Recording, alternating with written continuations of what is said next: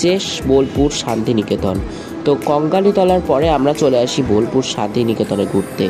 এখানে যেই জায়গাগুলো দেখতে পাচ্ছ সবকটারই ডিটেলস এই টোটো আঙ্কেলটা আমাদেরকে বলে দেবে। তো চলো একবারে তোমাদের এই যে বোলপুরকে শান্তিনিকেতন বলার যে মূল কারণ, যার জন্য বোলপুরটাকে শান্তিনিকেতন করা হয়।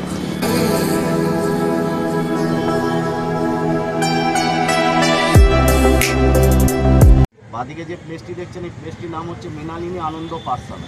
মৃণালিনী দেবী ছিলেন রবি ঠাকুরের স্ত্রীর নাম, তো ওনার নামে পাঠশালাটা খোলা হয়। এখানে 4 থেকে 5 বছরের ছেলেরা পড়াশুনো করে। আমাদের এখানে শুনেছেন হয়তো গাছের নিচে ওপেন ক্লাস হয়।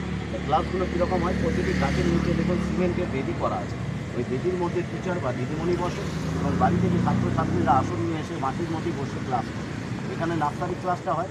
সোজা তাকান দূরে কিছু জায়গা দেখা যাচ্ছে, ওখানে 1 থেকে 10 অবধি এখনও পর্যন্ত গাছের নিচে ওপেন ক্লাস। ওই জায়গার নাম হচ্ছে পাঠভবন বা আম্রপল্লী। দূরে দেখুন একটা মাটির দেওয়াল ঘরের সামনে বাড়ি দেখতে পাচ্ছেন, এই বাড়িটির নাম হচ্ছে দেহুলি বাড়ি।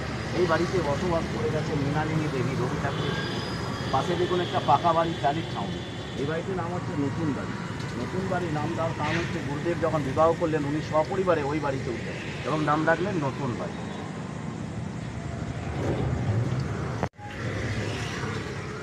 এখান থেকে 4 কিলোমিটার দূরে কোয়াই বলে একটা জায়গা আছে, ওখানে গুরুদেব বাবার সঙ্গে বেড়াতে গিয়ে এই বট গাছের চারাটি তুলে আনলেন এবং সঙ্গে 3টি নড়ি পাত্র এবং এখানে বসালেন, বসিয়ে 3টি নড়ি পাত্রের 3টি ধাপ বানালেন। তাই থেকে মহর্ষি দেবেন্দ্রনাথ ঠাকুর এই জায়গার নাম রাখলেন 3 পাহাড়। শোনা যায় গুরুদেব এই বট গাছের তলায় বসে ছোট্ট একটা কবিতা লিখেছিলাম, সহজ পাঠে হাট বলে কবিতা। কোমর পাড়ার গরুর গাড়ি, বোঝাই পড়া বংশীহারি, গাড়ি চালায় বংশীবদন, সঙ্গে সেটাই ভাবলেন। এই 4 লাইন কবিতা উনি এখানে বসে লিখে গেছেন। বাদবাকি লাইনগুলো ওনার বাংলাদেশে লেখা শিলায় ধরে। এই বট গাছের ছবিটি আপনারা দেখতে পাবেন সহজপাঠের প্রথম পাতায়, প্রিন্ট করেছিল নন্দলাল বসু। সহজপাঠের ফার্স্ট পেজেই দেখতে পাবেন এই বট গাছের ছবি।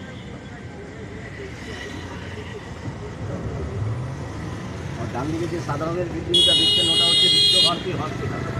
দেখতে পাচ্ছেন এই বাড়িটার নাম হচ্ছে তালধ্বজ বাড়ি। এই বাড়িটিকে কেন্দ্র করে রবীন্দ্রনাথ ঠাকুরের কবিতা তাল গাছ এক পায়ে দাঁড়িয়ে সব গাছ ছাড়িয়ে উঁকি মারে আকাশে, ওই কবিতারই তাল গাছটিকে অবলম্বন করে দিয়েছে। ওটাটাই মাটির বাড়ি, দুদিকে 2টো রুম, মধ্যে তাল গাছ।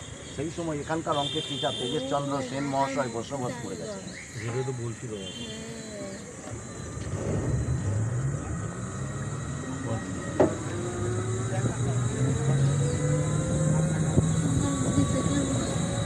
বাড়ির মধ্যে গাছ। বাড়িতে দেখুন যে বাড়িটা দেখছেন, এই একটি বাড়ি 3টি নাম, কে বলে কাচ মন্দির, কে বলে উপাসনা গৃহ, কে বলে ব্রাহ্ম মন্দির। এই বাড়িটি তৈরি করেছে গুরুদেবের দাদা দ্বিজেন্দ্রনাথ ঠাকুর। বেলজিয়াম কাচ আর ইটালিয়ান স্টাইল দিয়ে বাড়িটা তৈরি। এই বাড়িটি বুধবার সকাল 7টা থেকে 8টা অবধি খোলা হয় উপাসনা করার জন্য। এখানকার ছাত্রছাত্রীরা উপাসনা করে। সেই সময় জড়িতভাবে ঢুকে আমি উপাসনা করবো, ঢুকতে পারেন। ঢুকতে গেলে একটা জিনিস লাগে, সেটা হচ্ছে সাদা পোশাক। সাদা পোশাক পরে যে কেউ প্রবেশ করতে পারে বাড়িটির মধ্যে। বুধবার সকাল 7টা থেকে 8টা, 1 ঘন্টা। এরকমই প্রচুর আরও তোমরা কিন্তু বোলপুর শান্তিনিকেতনে আসলে টোটো আঙ্কেলের কাছ থেকে শুনতে পাবে। তো বোলপুরের আলাদা আমি একটা ভিডিও তোমাদেরকে বানিয়ে দেবো, কারণ এই ভিডিওটা তাহলে অনেকটাই বড় হয়ে যাবে। তো চলো নেক্সট আমরা যেখানে এসেছিলাম সেই জায়গায় যাওয়া যাক। এই হচ্ছে সোনাঝুরি হাট, যেটা তোমরা অনেকেই আমার শর্টস ভিডিওতে দেখেছিলে। আর এই সোনাঝুরি হাটে এসে আমার একটা জিনিস খুবই অবাক লেগেছে, যে এখানে টেম্পারেচার কিন্তু 45 কিন্তু ক্রস করে যাচ্ছে। সেক্ষেত্রে এখানে কিন্তু অতটাও কিন্তু গরম লাগছে না, সেটা একটা অবাক করা জিনিস। তার কারণ আই গেস এই ট্রিজগুলো হবে।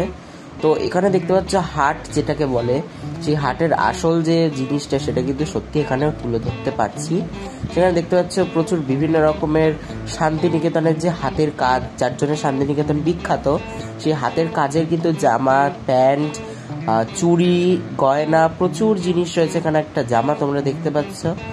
আর তার সঙ্গে রয়েছে, আমি চলে গিয়েছিলাম শকুন্তলা রিসর্ট, সেটাতে চলে গেছিলাম।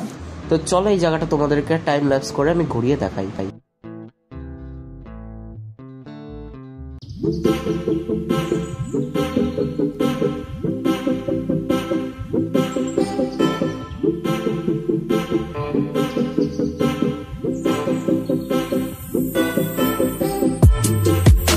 এই যে জায়গাটা ছিল, সেখানে কিন্তু প্রচুর আইটেম ছিল, ছোটোখাটো।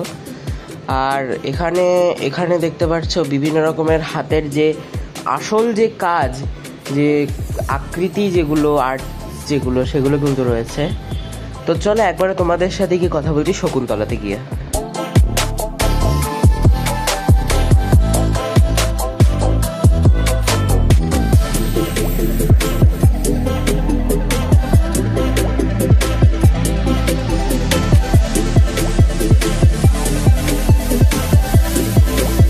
এই সেই শকুন্তলা যেটা তোমাদেরকে আমি আমার শর্টস ভিডিওতে দেখিয়েছিলাম।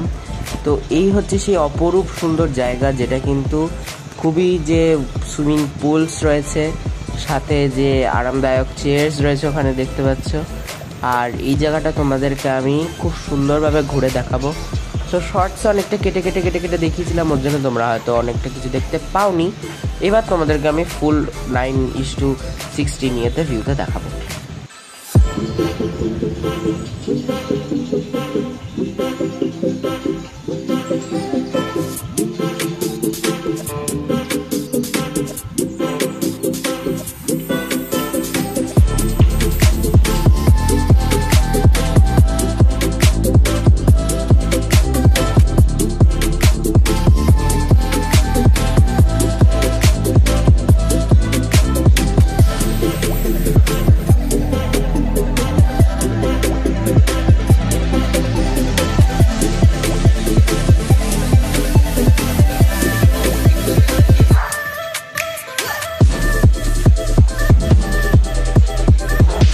তারপরে আমরা ঘুরে ফিরে এই জায়গাটা ঘুরে ফিরে চলে আসি নলহাটিতে।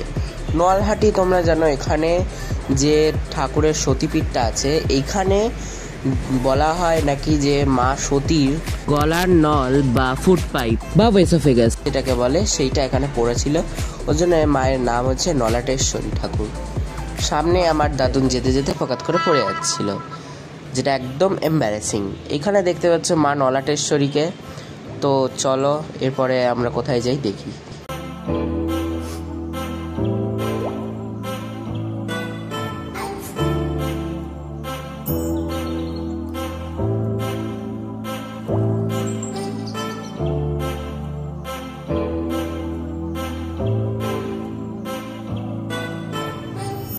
এই ছিল আজকে ভিডিওতে তারাপীঠের মন্দির আর কিছু ঘোরার টুরিস্ট প্লেসেস। তো নেক্সট ভিডিওতে তোমাদের আমি দেখাবো পুরো শান্তিনিকেতনের ভিডিওটা আর কিছু মহাপীঠ আর তারাপীঠের ক্লিপস। ভিডিওটা ভালো লাগলে চ্যানেলটাকে সাবস্ক্রাইব করে দেবে।